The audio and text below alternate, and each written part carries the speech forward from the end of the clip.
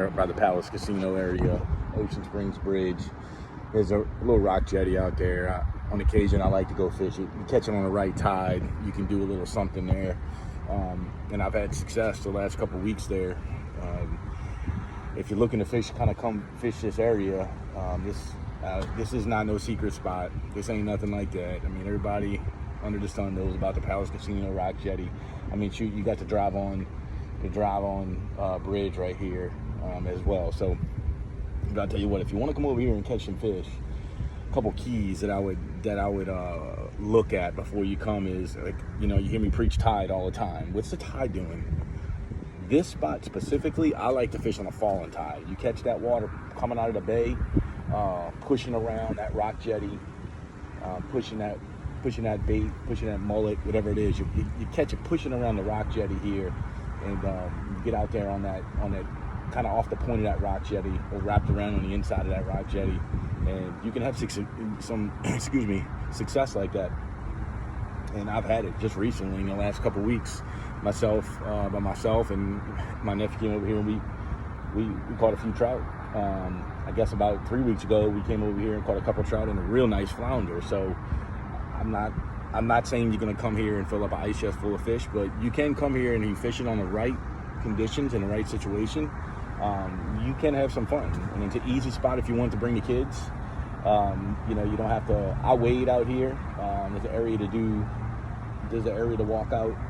I wouldn't say area, but you could walk out on the rock jetty. That's not necessarily safe for kids, but you got the wall over here by the park too. But it's really an area that you can bring the kids and let them fish a little bit, and maybe catch a couple some croaker. You never know, maybe a trout or something. But yeah, this is an area I would say if you haven't fished, you may want to check it out.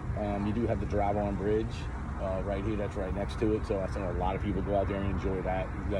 You can relax in your car, kind of get out the sun a little bit. But I normally, like I said, wade this. Now on an incoming tide, I've had slight success on an incoming tide. That tide's pushing in around the other side of that rock jetty.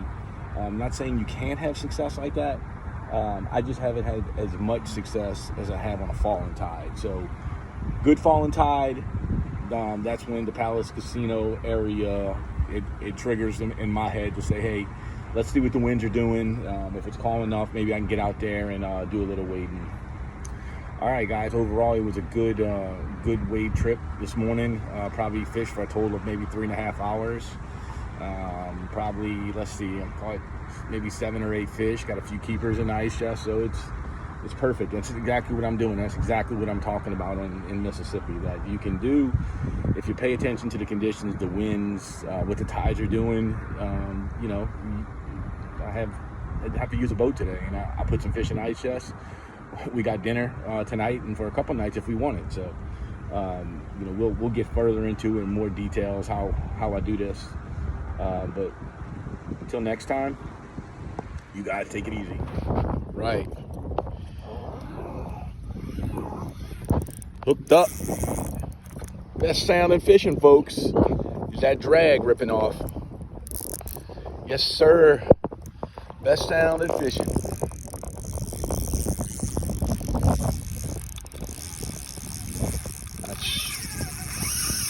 Oh boy, we got a screamer on here.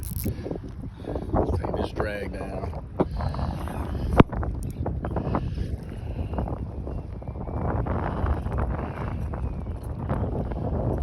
Let's see what we got going on here, folks.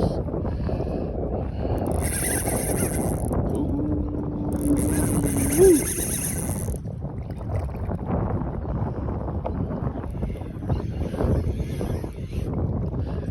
Buried up against the structure. Buried up against that structure.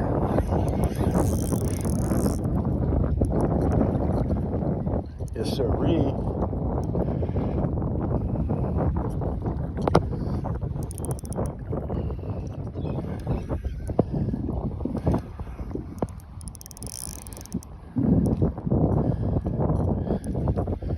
I can't emphasize enough, guys, that when you're fishing, the Mississippi Gulf Coast is Look for structure. Fish any old piers, any old structure you see. It might not look like much to you, but let me tell you, that structure holds so much. Crustaceans holds bait. He's trying to run back into the structure. We got something good on here, folks. Yes, sirree. Fishing a good falling tide right now. Tide just crossed over, and we are hooked up. High water corks going to work right now. Doing its job. Shout out to George over there in Louisiana. Just trying to get our first visual of it.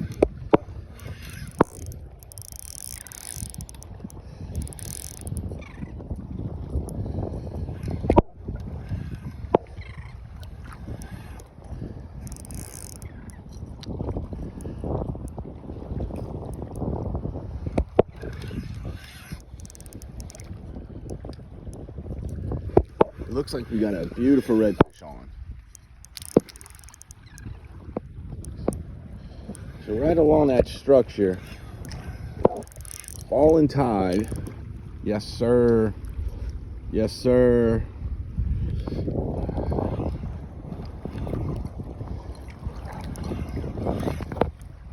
That's what we talk about right there. That's what we're looking for here on the Mississippi Gulf Coast. If you know what you're doing, in the sense that you take the keys to what I'm talking about, use those keys, check the tide, fish the structure, listen to the outdoors, listen to the water, listen to the birds, listen to the bait, and you can catch nice fish like this. Let's get him in the net. That's a beautiful redfish. I'm guessing close to probably 30. It's probably 28, 29. But it's one to emphasize, folks. I didn't do anything special. I didn't do anything special with this, all right? I got him on a cork. Picked up a little bit of live bait this morning.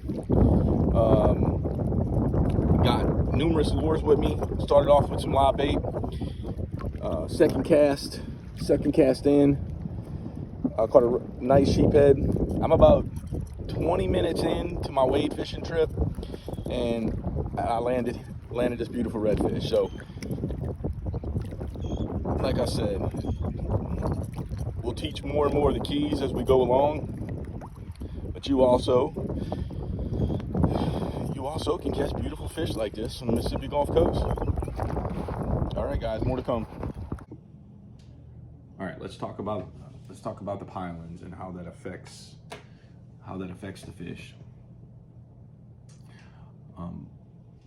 One key factor I wanna really focus in on is how the water and the tidal movement moving through the pilings affects the fish feeding. When you get a good tidal movement, fall and tide through any type of pilings, good pier, old pier, it acts as a funnel that funnels the bait through that area. On the Mississippi Gulf Coast, we got a lot of old piers, a lot of old structure that's been knocked down, unfortunately, by hurricanes. But from a fisherman's aspect of it, it gives us a lot of ability to fish different structures, fish different areas that maybe we wouldn't have if we were somewhere else. It's unfortunate how they got there, but from a fisherman's aspect of it, it does give us more area to fish inshore. So depending on which way the tide is falling, you get on that opposite side, right? So it's a falling tide moving left to right. I'll get on the right side and kind of let that bait come to me, funnel through the pier area where you're fishing, and stage up not too close to the pier where you're going to disturb anything. What I like to do is stay 40, 50 yards off the pier at an angle, kind of like a 45-degree angle at the foot of the pier, and I'll cast at the 45-degree angle toward the pier, right, and slowly fish upwards of the pier, not moving too fast, and fish each 5 to 10 foot of that pier. What I see a lot of people do where they get themselves in trouble is, I guess it's human nature to want to get by the pier, right? You want to stand next to the pier. You want to, I guess that's just how we think as humans. But really, if you're there to fish and you're there to catch speckled trout, redfish, flounder, drum, that's home for them. That's home base, right? So what you want to do is stay off that pier area, and you want to angle yourself whatever you think feels comfortable, depending on your surroundings. Like I said, I like to get maybe 40-50 yards of it, depending on your casting distance and what you have the ability to do. It might adjust, but at least staying 25 yards off that pier will help you not disturb any of that life that's living around the pier, feeding on bait, depending on what it's doing there. But a lot of crabs stage up there, a lot of croaker stage up there. So you come trucking through there, hanging onto the pier, thinking it's an area where I'm gonna put my poles and I'm gonna stand right here and fish. Man, as many fish as I've caught off around structures and piers, you're really disturbing a tremendous area where you could be catching fish. So, I'm not saying that you can't walk by a pier, or depending on where you fished the area for a while, you're going to know it better than me. But in general, that's what I like to do, especially when I'm going to a new spot. I'll start at the structure and go from there. Not every pier is going to hold fish. Not every pier is going to be the perfect scenario for a falling tide or an incoming tide, but that's my starting point. And I'd probably say 50-60% of the time it pans out. There's usually fish holding up on a pier, especially an older pier, right? So yeah, depending on how you want to fish it, this time of year I go pretty traditional, depending on the winds and the weather in the morning. If it's flat, calm early in the morning, with a north wind, what I like to do is I'll throw a top water most of the time to start, and try to get a couple of them big strikes from speckled trout, redfish, whatever that may be. And I'll work a top water pretty early in the morning, close to the pier, trying to get it as tight as possible to the pier area or to the structure, and work it back to me.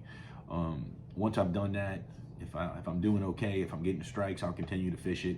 But lately I haven't got many top water strikes just in the area I've been fishing. So what then I'll do is I'll transition to what's pretty traditional here on the Gulf Coast. All across the Gulf Coast, I'll transition to a popping cork. And let me grab that here.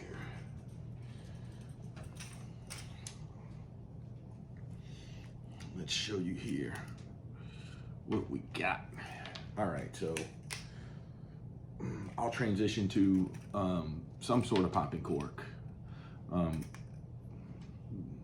This is pretty traditional popping cork nowadays. There's been so many different popping corks over the years, but this is the style that you see a majority of people fishing on the Gulf Coast using now. They still have a lot of different types, and we'll cover all that stuff as the channel goes along. But this is a cork made by High Water Lures out of Louisiana. A fellow named George, he owns High Water Lures. He actually let me test a few of these out, maybe a couple months ago. Man, I've really enjoyed these corks from High Water Lures. You can see how much I've used it over the last maybe 3 months or so, how long I have them, and I've caught a lot of fish on it. The clips that I'll add to this video, you'll see the cork that you see in that video is all high water corks. But don't get me wrong, this ain't the only cork that you need to be using. There's so many different type of corks and situations out there for different type of corks.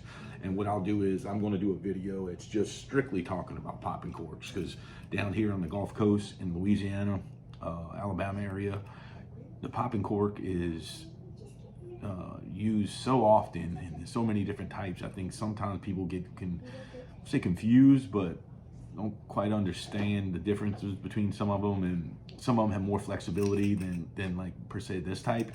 And like this type, you tie it onto your end line here, and then you got your leader line tied down here.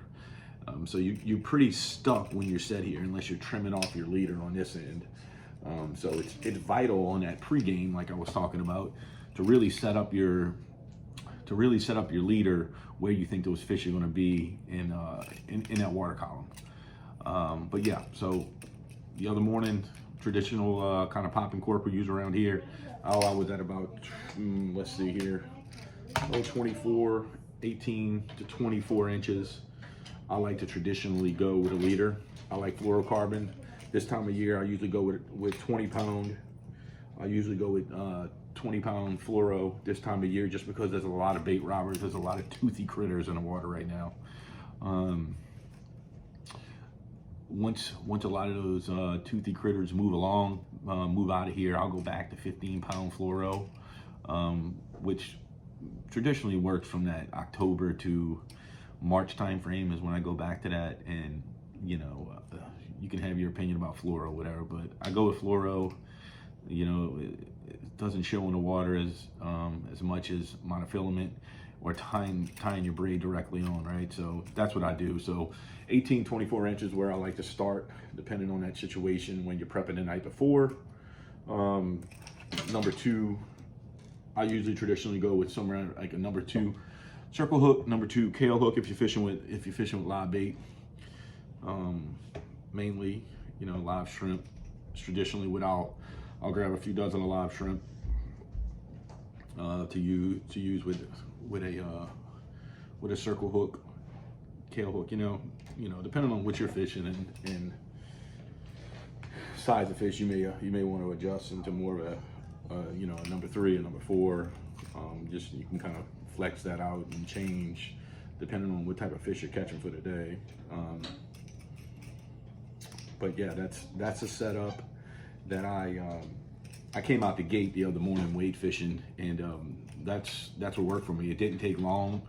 I traditionally, when I'm wading, I traditionally go out with one rig for live bait, and I'll have a couple rigged up for lures, either with my top water, another popping cork with a paddle tail of some sort usually, or maybe a cork to jig weight. Like I said, it just depends on the day and the situation. That day, I had the live bait cork, I had a top water, and I had another cork, like I said, with a matrix shad on there with a limbo slice, with the limbo slice color. So that was what I went with that morning. Now, let me also speak real quick on the setup for when you're fishing live bait. When you're fishing live bait here under a popping cork, like I said, 18 to 24 inches, tying your leader on. What I like to do, and you've heard that quite a bit over the years from guys that fish down here, is they like to put some type of like split shot weight on here. They usually kind of put it about halfway down the leader. But what I found, just show you here, let me grab this.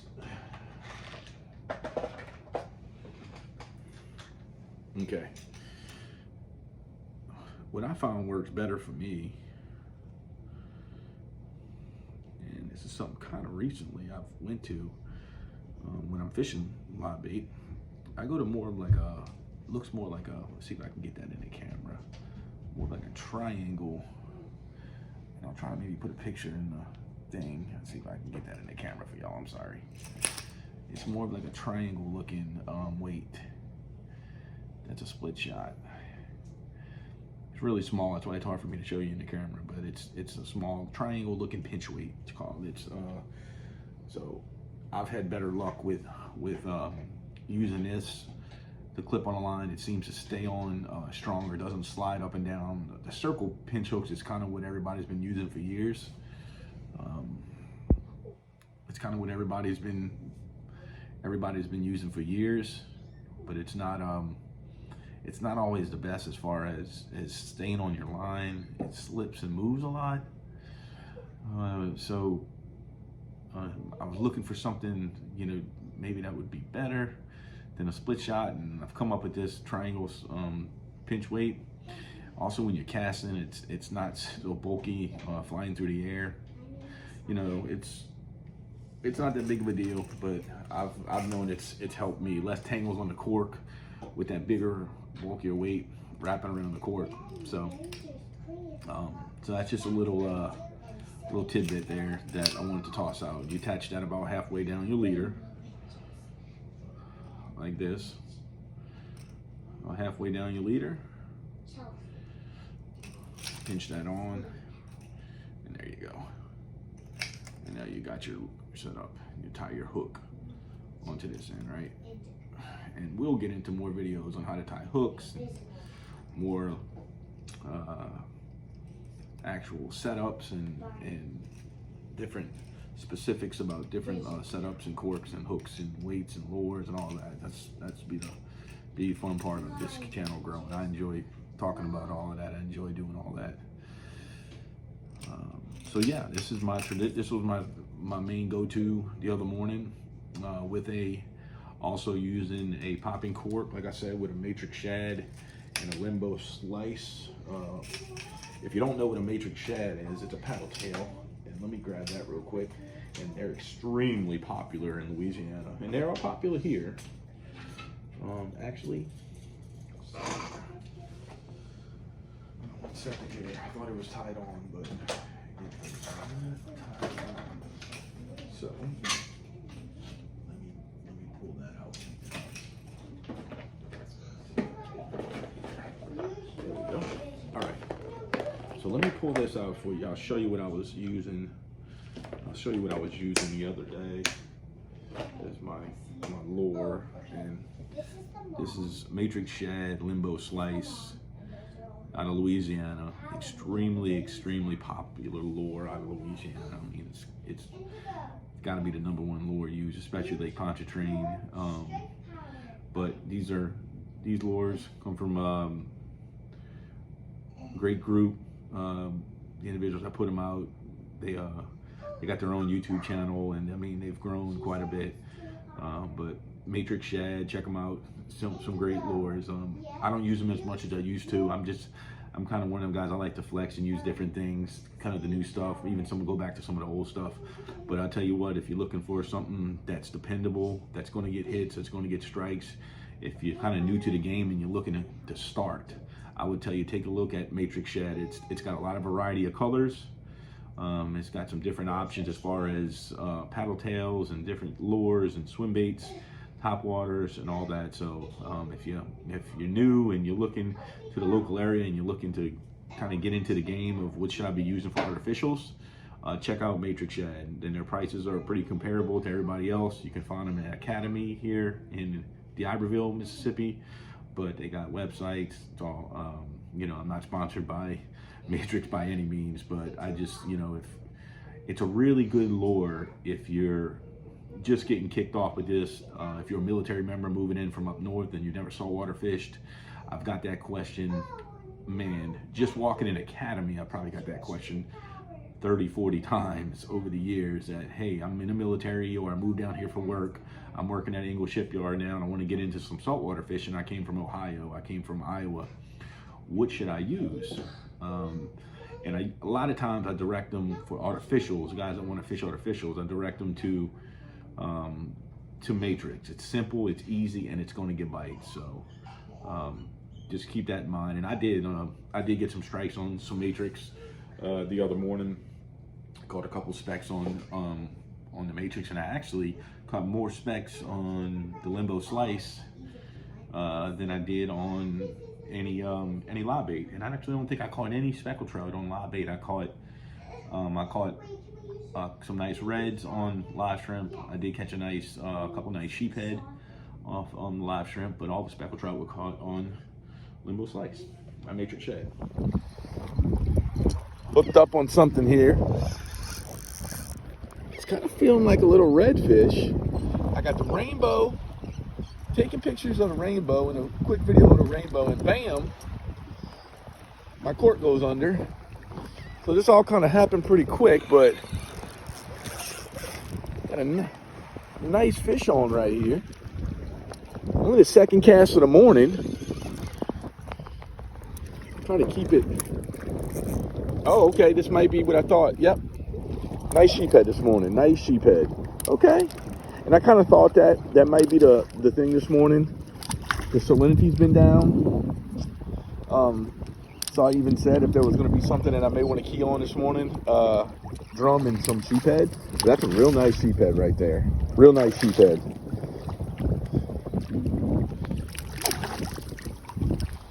let's get her in the basket.